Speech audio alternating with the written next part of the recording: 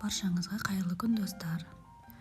Бүгін дастарханның сәнді болатын, өте жаңа тез, оңай жасалатын, қытырлақ, дәмі аузынан кетпейтін ерекше рецептпен қуырыс жасайтын боламын. Ал кеттік. Менің рецептіме керекті заттар: ол 3 жұмыртқа.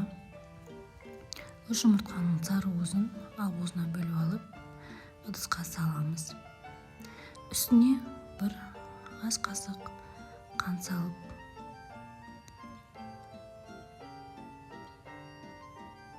және қаймақ 1 ас қасық қаймақ қосып араластырамыз. Және бізге жарты стакан жылы сүт қажет болады.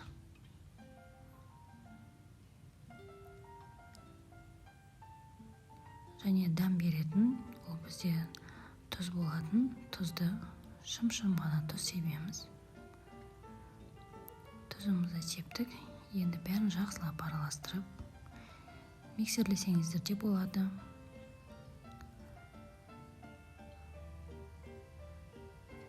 Бір стаканын қосып елейміз.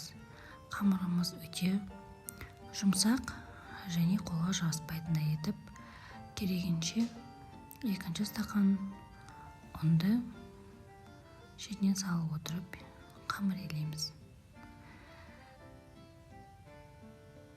Қамырымызды жақсылап елеп, егін қандырып, біраз уақытқа жауып қоямыз. Кейін қамырды 2-ге бөліп, тағы да 5 минутқа тындырасыздар. Еу қанған қамырларды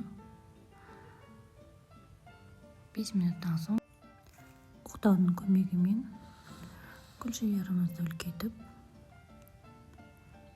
өте жұқа етіп, сүртіп алмай жаямыз. Жайылған қамырдың астына қағаз қойғанда осындай болып көрініп тұр керек. Ал енді жіңішке ғып кесеміз.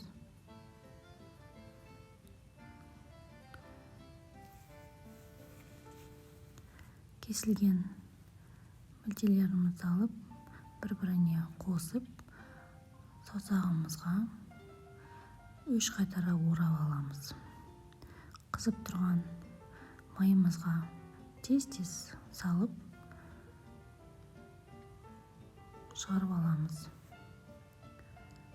Міне, майға түскен қамыр роза тәріздес болады. Вилканың көмегімен тез-тез араластырып, өстіп қызартпай аламыз. Мен сұйық майға әрқашан томай қосамын, сол себепті ол бойына майды сіңірмейді. Қытырлақ және өте керемет қуырыс болады. Ыстық күйінде бетіне тез-тез қант ұнтағын сеуіп, дастарханға қоямыз. Ал достар, рецептім ұнаса, каналыма тіркеліп, қоңырауды басып, комментарий қалдырыңыздар. Көптеген рецепттермен бөлісемін сіздермен. Менің арнамда көріскенше ас болсын.